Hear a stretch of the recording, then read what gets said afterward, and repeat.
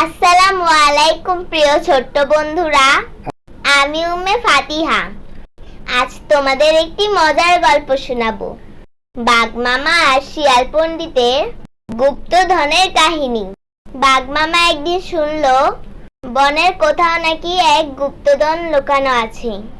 সে শিয়াল পণ্ডিতকে ডেকে বলল, চলো আমরা সেটা খুঁজে বের করি। দুজন মিলে চলল, হাতে মানচিত্রে লেখা ছিল, যে সৎ সেই গুপ্তধন পাবে।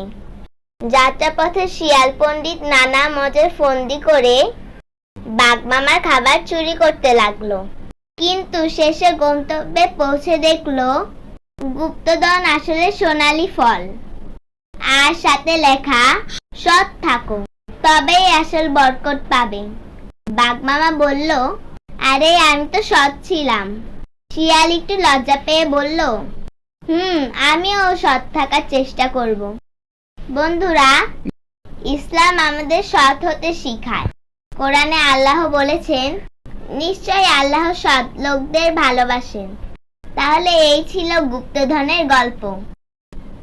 ভালো ভাববে, ভালো থাকবে। আল্লাহ হাফেজ।